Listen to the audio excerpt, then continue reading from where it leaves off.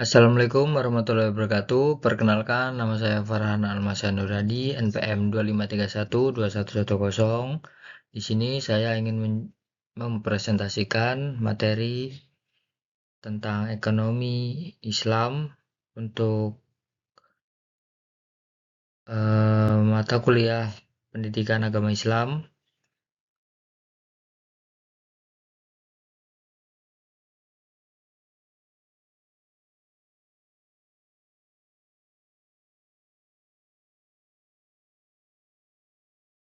Pengertian ekonomi Islam adalah suatu cabang ilmu pengetahuan yang berupa untuk memandang, menganalisis, dan akhirnya menyelesaikan permasalahan ekonomi dengan cara-cara Islam, atau cara-cara yang didasarkan atas ajaran Islam, yaitu landasan Al-Quran dan Sunnah Nabi. Definisi ekonomi Islam. Ekonomi Islam adalah ilmu sosial yang mempelajari masalah ekonomi masyarakat yang diilhami oleh nilai-nilai Islam, atau manam, atau manan. Yang kedua, ekonomi Islam adalah suatu upaya yang sistematik untuk memahami masalah ekonomi dan perilaku masyarakat dalam perspektif Islam atau Khursyid Ahmad. Dan yang ketiga, ekonomi Islam adalah tanggapan para pemikir Muslim atas berbagai tantangan ekonomi. Dalam hal ini didasarkan pada Quran dan Sunnah, di samping alasan dan pengalaman. Dan yang keempat, ekonomi Islam adalah suatu ilmu dan penerapan hukum syariah yang melindungi ketidakadilan dalam kaitan dan upaya pencapaian kesejahteraan manusia dan pelaksanaan ibadah kepada Allah.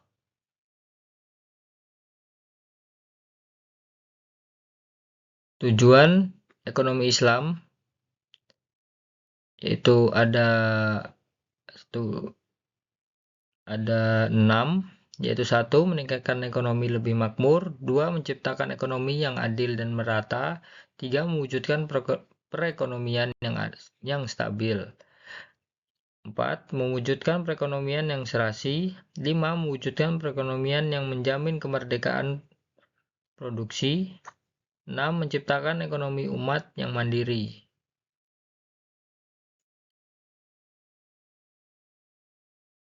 Prinsip dan nilai dasar ekonomi Islam yaitu ada 4. Yang pertama tauhid, kedua keadilan, ketiga kenabian, keempat ma'ad atau hasil. Kenabian di sini memiliki 4 jenis, yaitu 1. Sidik atau jujur, 2. Amanah atau dipercaya, 3. fatonah atau cerdas, 4. Tablik atau menyampaikan.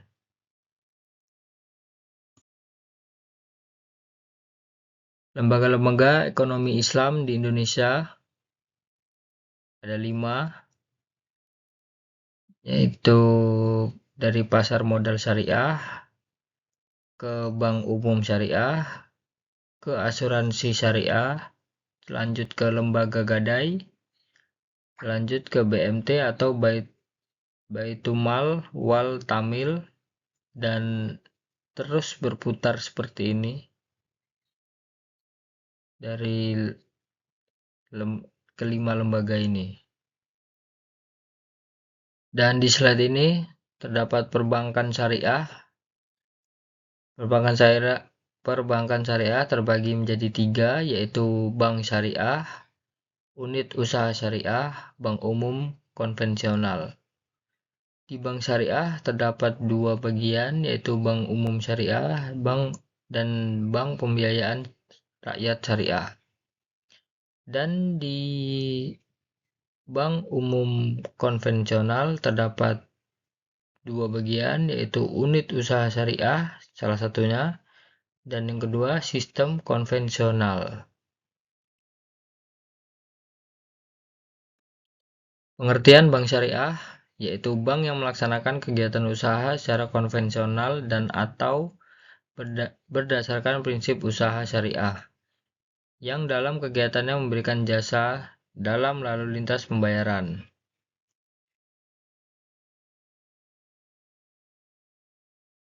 Prinsip Syariah Pasal 1 Butir 13 Undang-Undang Nomor 10 Tahun 1998. Prinsip syariah adalah aturan perjanjian berdasarkan hukum Islam antar bank dan pihak lain untuk penyimpanan dana dan atau pembiayaan kegiatan usaha atau kegiatan lainnya yang dinyatakan sesuai dengan syariah. 5 prinsip bank syariah, yaitu 1. Prinsip bagi hasil atau mudharabah. Kedua, prinsip penyertaan modal. Ketiga, prinsip jual beli barang dengan memperoleh keuntungan. Keempat, pembiayaan barang modal berdasarkan prinsip sewa murni tanpa pilihan.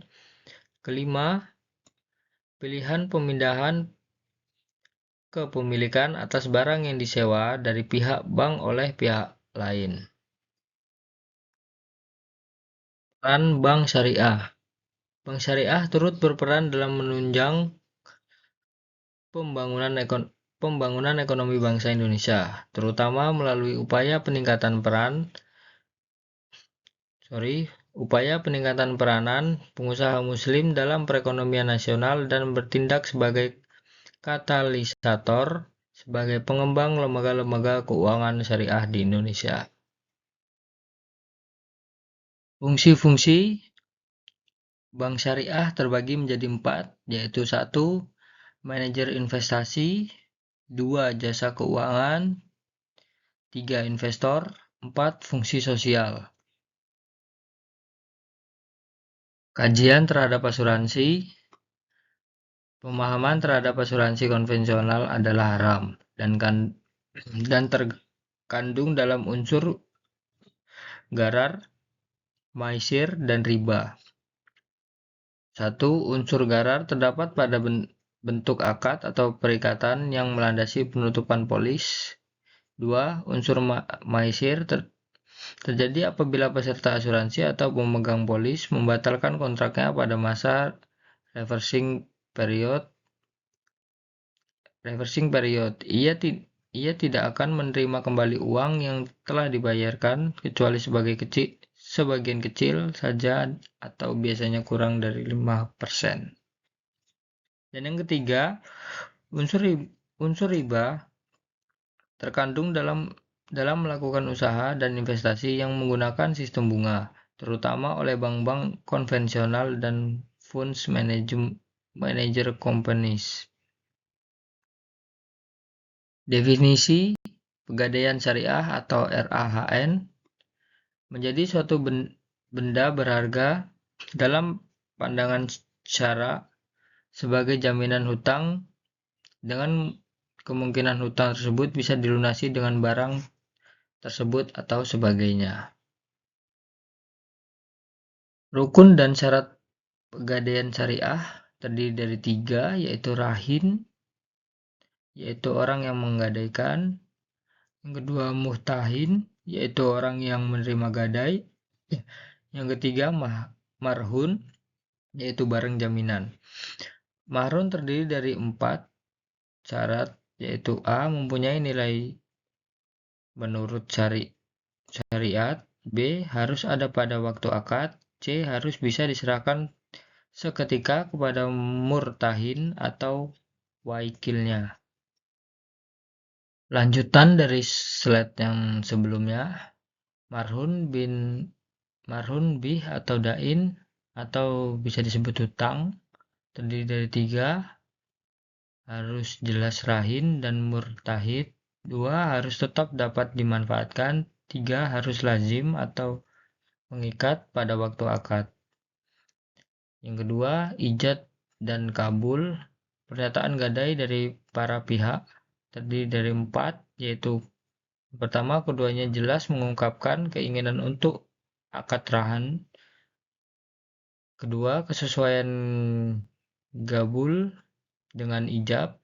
Ketiga, masing-masing orang yang berakad mengetahui maksud lawannya. Yang keempat, persambungan kabul dengan ijab dalam majelis akad.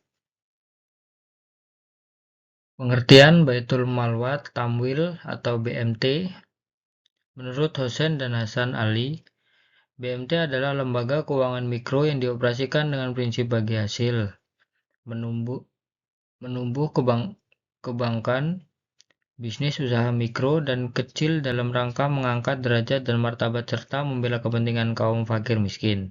Ditumbuhkan atas dasar prakarsa dan modal awal dari tokoh-tokoh masyarakat setempat dengan berlandaskan pada sistem ekonomi yang syalam, yaitu keselamatan atau berintikan keadilan, kedamaian, dan kesejahteraan.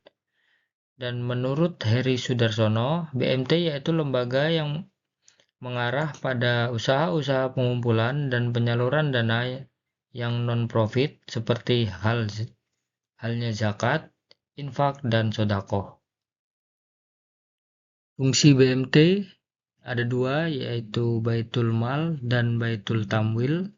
Baitul Mal adalah menerima titipan dana zakat, infak, dan sedekah serta mengoptimalkan distribusinya sesuai dengan peraturan dan amanah. Dan Baitul Tamwil adalah melakukan kegiatan pengembangan usaha-usaha produktif dan investasi dalam meningkatkan kualitas ekonomi pengusaha mikro dan kecil, terutama dengan mendorong kegiatan menabung dan menunjang pembiayaan kegiatan ekonominya. Dan slide selanjutnya yaitu dasar hukum BMT. Terdapat dua dalil. Yang pertama dalil Al-Quran surat At-Taubah ayat 60 dan 103 yang menjelaskan tentang perintah berzakat, di mana pada zaman Rasulullah, Baitullah Mal didirikan dengan fungsi untuk menyimpan uang-uang zakat dan lainnya. Dan yang kedua, dalil Al-Quran surat Al-Baqarah ayat 275 sampai 280. Konsep dasar pasar modal syariah, Al-Quran dan Sunnah, yaitu ada dua, syariah dan fikih. Terdapat dua, yaitu ibadah dan muamalah. Berikut beberapa prinsip pasar modal syariah. Pertama, pembiayaan dan investasi pada aset atau kegiatan usaha yang halal, spesifik, dan bermanfaat dan dilakukan dengan bagi hasil. B. Yang kedua, uang adalah alat bantu pertukaran nilai. Ketiga, akad yang terjadi antara pemilik harta dengan pemilik usaha dan tindakan maupun informasi yang diberikan pemilik usaha serta mekanisme pasar. Tidak boleh menimbulkan keraguan yang menyebabkan kerugian. D. Investor dan emiten tidak boleh mengambil risiko melebihi kemampuan yang dapat menimbulkan kerugian yang sebenarnya dapat dihindari. E. Investor, emiten maupun bursa dan self-regulating organization lainnya tidak boleh melakukan hal-hal yang menyebabkan gangguan yang disengaja atas mekanisme pasar, baik dari segi penawaran maupun dari segi permintaan. Sekian presentasi dari saya Heri. Wassalamualaikum warahmatullahi wabarakatuh.